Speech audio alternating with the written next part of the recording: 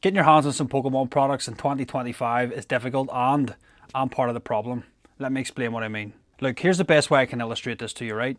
There's always been a set amount of Pokemon stock that comes into the market. Now, go back to 2022 or 2018, right? Take either of those dates as an example. Let's say you have a massive pizza, right? That is, I don't know, 1,000 slices, right?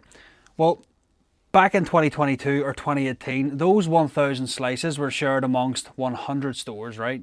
This is obviously hypothetical, but follow me here. Meaning each store gets 10 slices of the pizza, okay? Well, now in 2025, if we have the same 1,000 slices of pizza, a store isn't even getting one slice anymore, let alone the 10. Why? Because there are so many stores now that are trying to get stock, meaning that the share that everybody gets is a lot less, okay?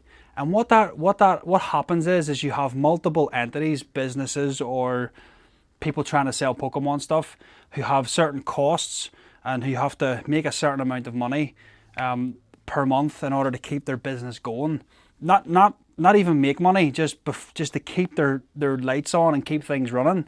And as a result, they have to then hold out on how they sell that, or they have to do what they can to maximize their margin. Maybe they turn to a rip and ship or multiple other ways that they can sell and get more for their stuff.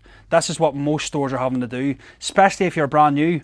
Like if you've been in this business for a year, maybe less than a year, you're getting very little new Pokemon releases from Asmodee. So the stuff that you do get, you're going to have to maximize it. Now, that's from the business perspective, right? There is the other side of the business perspective, which are people who've been doing it a little bit longer.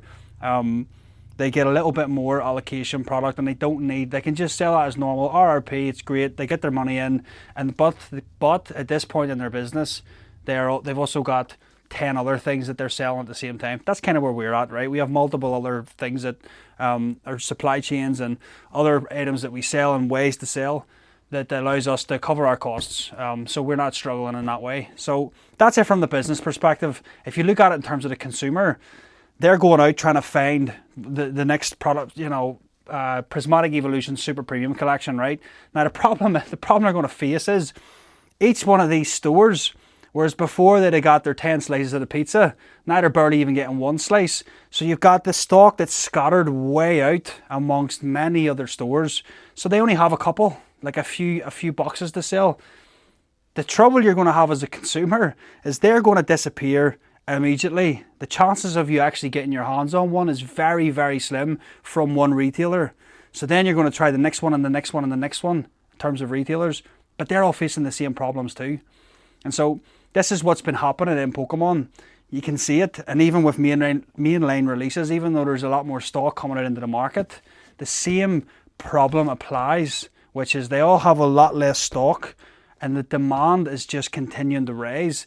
Therefore, your likelihood of acquiring any of that stock goes down and down and down. This is part of the problem.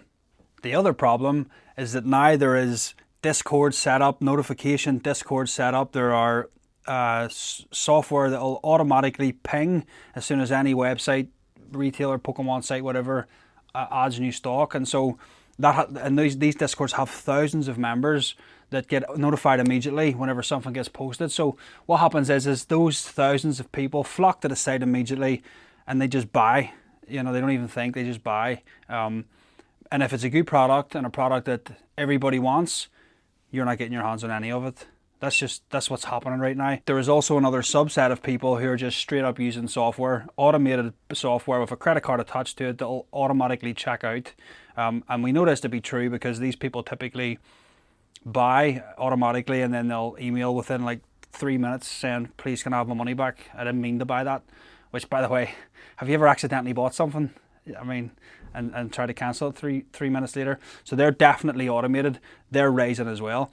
So this is what you guys are up against. Now, the title of this video is I'm part of the problem. And technically I am, right? I am part of the problem because I'm one of those hundreds of new stores that's popped up. We've been doing this for a few years now, but I'm part of that pool of new people. Now the product's being spread thinner and thinner. But the good news is, I don't feel bad about it because we actually do provide a bit of a service.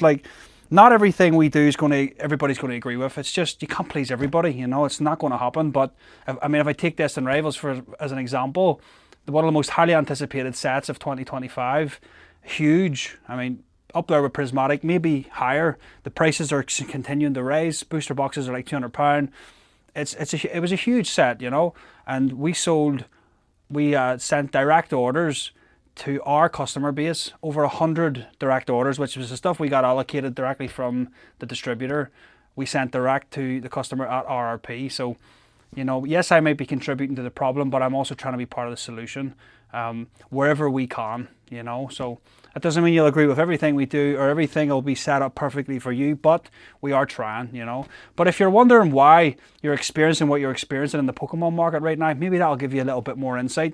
They've just let in too many people, you know. And if you don't know, all of the stock, all the Pokemon stock in the United Kingdom filters through one distributor. That distributor then distributes out to multiple other wholesalers, but they're not main distributors.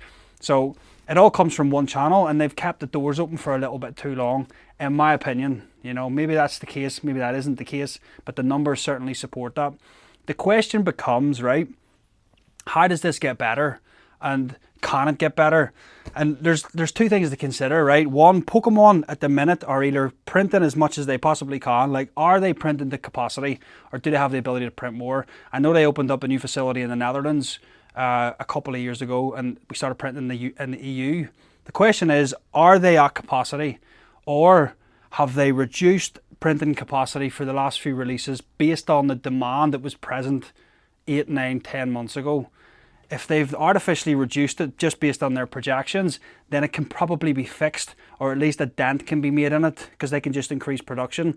If they're at production capacity, then I don't see how this situation improves, because they would need to build a new facility, and that takes years. And you know, so that's the hypotheticals. You know, what's true, what isn't. I honestly don't know, but I know time will tell. We have the 30th anniversary next year, so I don't see anything slowing down before then.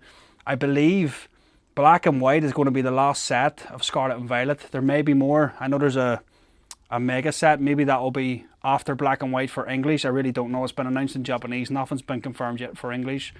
But certainly moving into next year, we're going to be in a new era. So typically a new era starts quite slow. The demand isn't great, popularity isn't great, but given the way the market is now, maybe that won't be the case. But I don't know, let me know, what do you think? What's your experience in this Pokemon market? Let me know, and if you enjoyed this video, here's another one you might like, and thank you for giving me your time.